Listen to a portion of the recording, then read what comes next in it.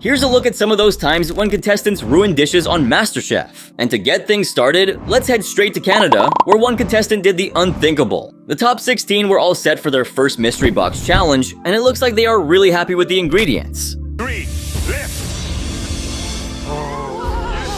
Whoa, look at that spread of ingredients, will ya? What the? And peanut butter. My eyes. What possibly can they cook up with pork loin and peanut butter? That's a combination I'd like to try. But there was one contestant who stood out for all the right reasons. It's that fine balance that you managed to achieve. Well, to me, honestly, Marita does look like a threat since she made it to the top 3 in the mystery box challenge. But who gets to win this one? Is Marita. And there you have it. She ended up winning the challenge. Now, being the winner of the challenge, she had the power to decide what the rest of the contestants would cook for the night.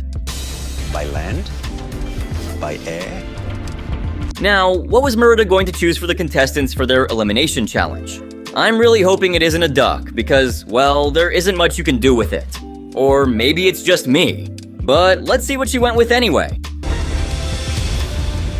Smelts. Well, turns out it was a lot worse than I thought it to be. But at the same time, there were lots of ideas cooking up inside Danny's head. Smelts. Think, man. Portuguese, fish, so. But would it be good enough for him to stay in the competition? Doing this Really? You're doing. smelt croquette. Is that a. Smelled croquette? Never heard of that one before, but Chef Michael wasn't very pleased by listening to Danny and his take on cod croquette. Neither did the rest of the contestants for that matter, especially when he made his next move. Oh my god. His fish into a blender. Smashed up fish? I already don't like where this is going. No way that's gonna be edible. And just as I predicted, the judges didn't find it impressive. You know, Danny's making a croquette. I can see the smell. It doesn't have a lot of flavor. Well, I can't say I'm surprised by those comments because Alvin wasn't wrong either. I don't think it's really going to come out as Danny imagined. I mean, the dude really thought he had it in his pocket with the challenge since he was the only one who was calm and composed while all the others were panicking. Crap. I'm cool as a cucumber. But guess what? The clock was ticking down faster than you can imagine. 5, 4, 3, 2, 1. Hands up! I mean, that was really close. Now, let's see if our boy Danny will pass this elimination test with flying colors, or would he sink to the bottom? The room was filled with tension as the contestants prepared themselves for the tasting. But Danny was as cool as a cucumber. Please come up here with your dish. With that kind of confidence, here I was, hoping that the dish would taste good. But let's see what he presented first. Sauce. Chili lime sauce. I mean, the dish did look appealing, but will it be enough for the judges? Chef Claudio didn't even take a bite, and he already wasn't happy about it. And then Pureed them. Why? Why would you puree a beautiful fish like that? Danny really thought he killed it at this challenge, but with that comment, his place in the competition wasn't looking very good. It's pretty bad. I guess it must have been really bad, but from the looks of it, Danny seemed to disagree with the judges. But that is when things got really intense. You're very cool. Always. I see. Even before tasting, Alvin wasn't quite sure about Danny, and in no way was this dish going to help him. A sign of somebody who has some great technique. Danny's dish was definitely not up to the mark. Alvin wasn't the one to be soft about it in any way. And you give me this? I did not expect that at all. The dish must have tasted really bad if it had to be thrown away. As for Danny, he knew he messed up. I'm pretty much screwed. Yeah, he should have never taken that risk. Danny eventually landed in the bottom 3, but Ben had cooked up something worse, and just for that, Danny was saved from elimination.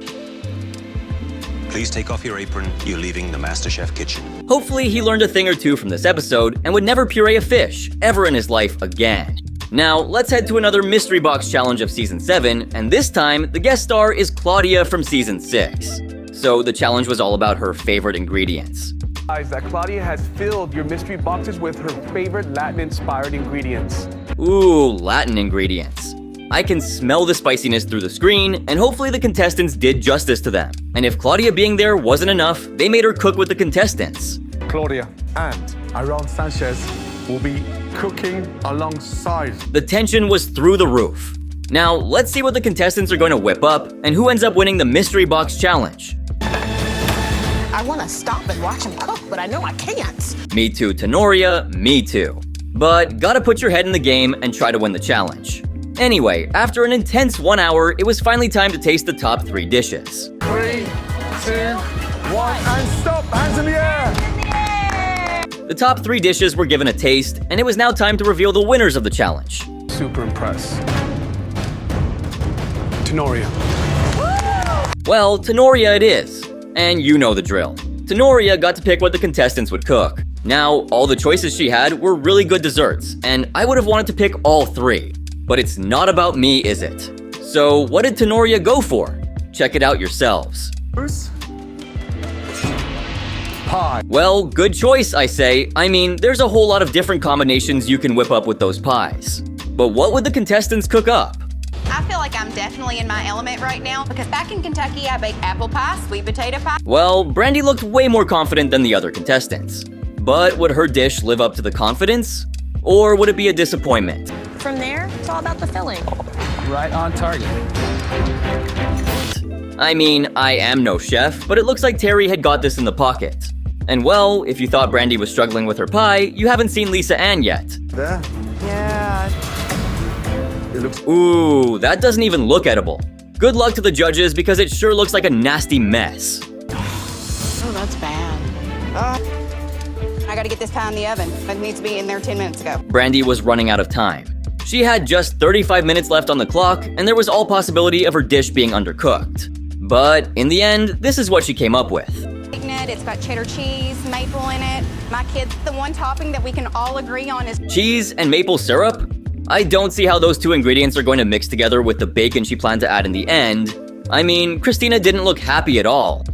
Cheddar cheese apple pie is your standout moment. yes. I mean, why would anyone mix cheese and maple syrup? I understand the combination of sweet and savory, but I'm really curious as to how the whole thing will come together. And when Brandy was called out first for the tasting, she really thought she pulled the pie and was proud of it. Flavors to elevate my pie. I don't feel like I've shown my southern flavors so far in this competition. Well, here's to hoping that it tastes as good as it looks. Pie, please. I made a Granny Smith apple and cheddar cheese pie. I just hope kids are in bed right now. They're not. They're watching this. Looks like the pie only looked good from the outside, but I guess you can see how it turned out. A total disaster. I might not want to have cheese or bacon or pie for a while now, that's for sure. But wait, you haven't seen the worst yet. Watch horror movies because that scares the crap out of me. Oh boy, was I not expecting that. Yeah, it doesn't cook down that well. Whoa, it's even worse than I thought because there's no way the apples inside were evenly cooked through. If the dish wasn't miserable enough, the comments that came her way were worse. But I think this has been one of the biggest disasters you've cooked in this competition. And Chef Ramsay wasn't about to go soft on Brandy. I've done so well in this competition so far. I feel like I stepped into my comfort zone. Those comments were rough. Brandy's hopes of staying in the competition were hanging by a thread. But guess what?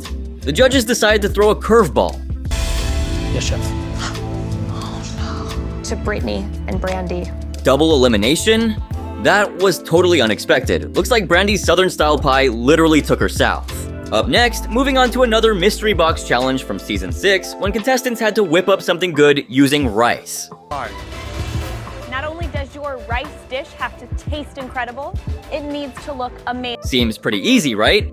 From how I see it, the contestants were really struggling to make a perfect dish in just under 60 minutes. What can you possibly make with rice that sounds and looks gourmet? Here's what Shelly had in mind. I'm making curry shrimp and rice and a... Ooh, coconut rice sounds really nice. And Shelly was pretty hopeful that her sriracha sauce could earn her a position in the top 3. I mean, she was completely hyped up about her dish. You know, anybody that's from the islands or anybody that's a dollar to stretch, they know about some rice, so Now, let's not forget, if she doesn't make it to the top 3, then the elimination round was headed straight to her. The heat was getting higher in the kitchen with everyone pouring themselves into their rice dishes. Spoiler alert, Shelly's dish didn't make the top 3. So, guess who won the challenge? Is Tommy. Tommy deserved to win this one. That bamboo tree rice he presented totally won the judges over. Now, Tommy got to choose the main ingredient that the other contestants would be cooking with. Pineapple or my tomato and basil. That's like starters, main course, and desserts. So what did Tommy choose? Peanut butter and jelly. You know what? I don't think I should ever consider participating in MasterChef. I mean, I would barely make it through in the first round. But, well, these contestants are fire. Jelly, looks like you need 2 baskets. And so, they got started. When people think of peanut butter and jelly, they think of something sweet and dessert. I'm looking forward to how these contestants would make a savory dish out of it.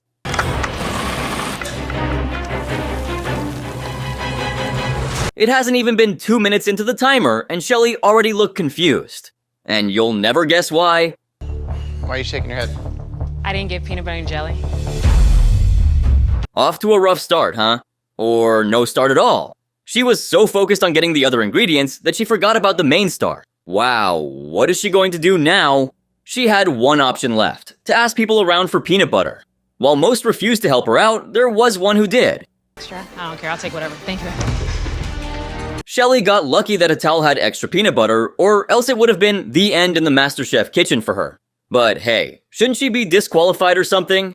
As in, isn't borrowing against the rules? I don't know, help me out here. Anyway, let's see what Shelly's got up her sleeves. It's peanut butter and jelly egg roll with a jelly sriracha dip. Is this dish good enough to get yourself the... Did I hear that right? A jelly egg roll? How was that even the first thing that popped in Shelly's mind to make? 7, 6. You could see the tension build to make something as simple as peanut butter and jelly into a dish that can get these contestants a spot in the top 10. 4, 3, 2, 1. Hands up. There were a lot of sweet dishes, but not a lot of savory. Hopefully the innovation is there in all of these dishes. Soon enough, it was Shelly's turn to present her dish. Spring roll has mint and strawberry pieces and a sriracha jelly. That's a lot of stuff in one roll. From strawberries to those spicy sauces, and even eggs. I clearly don't see it all going together well.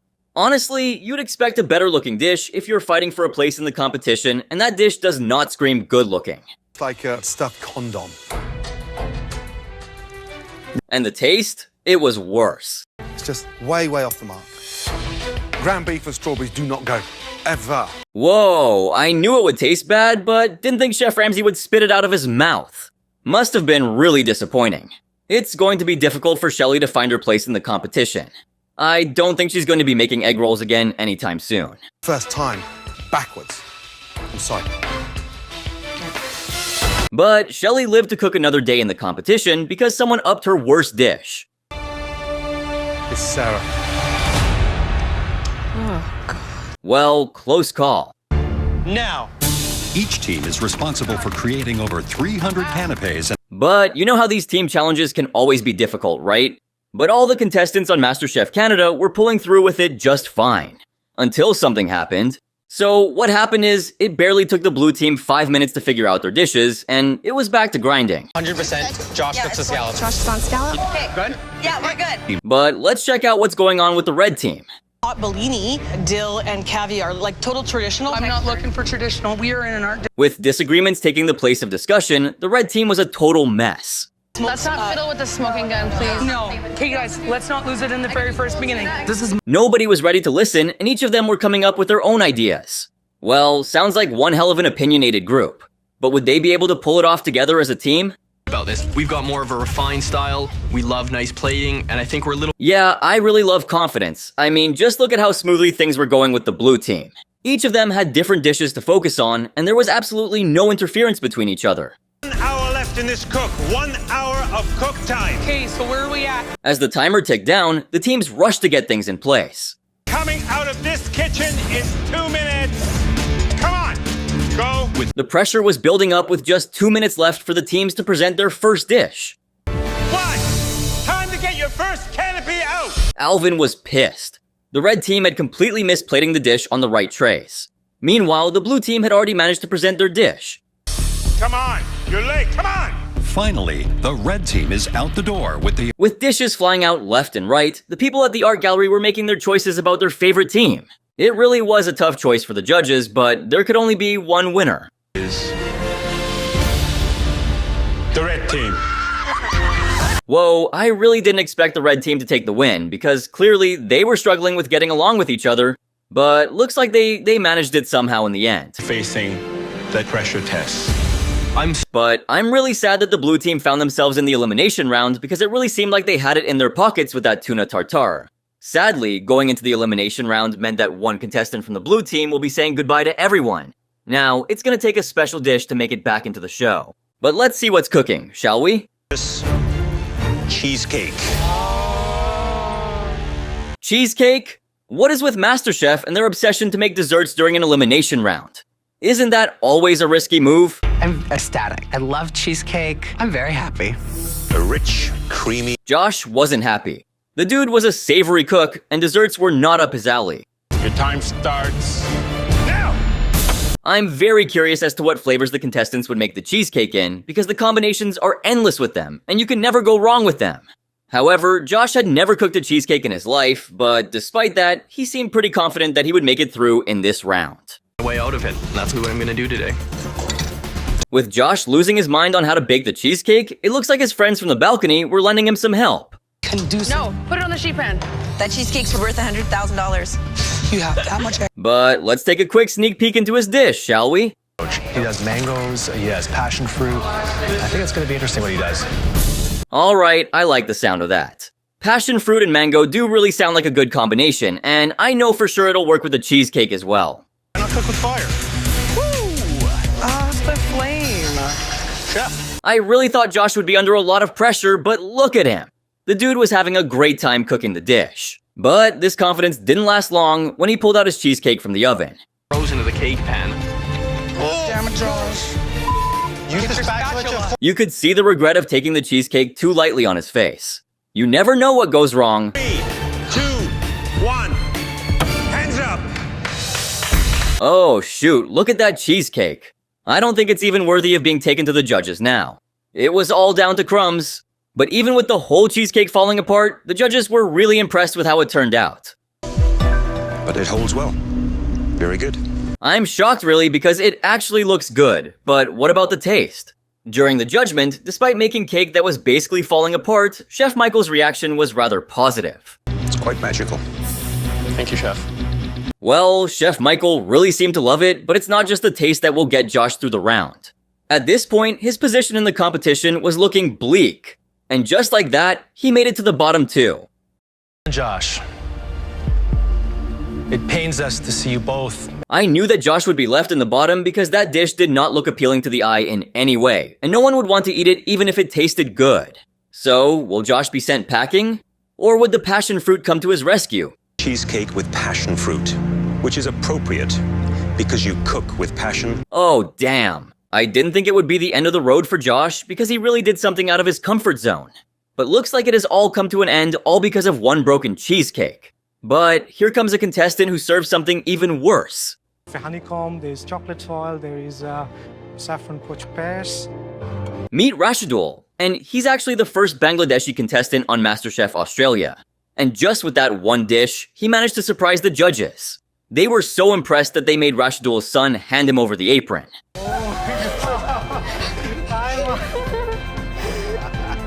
Must have been a proud moment for Rashidul, but things went south for him on the first mystery box challenge. 1 minute, 1 minute to go. Come on. With the pressure building up in the last minute of the cook, Rashidul was running around to get his dish out of the fridge. The fridge door comes back and it's my I can already see where this is going, and it's going to be a sad ending for Rashidul. hand. I know that sound, and it definitely doesn't sound good. With just 30 seconds left to get the dish to the judges, Rashidul didn't have anything to serve. The plate is on the floor and I mean, it's even worse than I thought. There's no way he could even salvage it and serve it. It was shattered into pieces, and Rashidul was disappointed in himself. I feel devastated and I just freeze for a moment. Poor dude put his whole time into the dish, only for it to fall apart. And without a dish, it was evident that Rashidul would end up giving the elimination test, but no one expected this in the end. You're going home. That was brutal. Despite being off to a great start, Rashidul was sent packing home. However, our man here decided to keep his head high and leave the MasterChef kitchen with a smile on his face. So, can you think of more times when contestants ruined the dish? Make sure to let me know in the comments below. And if you enjoyed this video, make sure to drop a like, subscribe, and turn on my post notifications. And if you thought this video was crazy, wait till you see my next video right here, it's even better.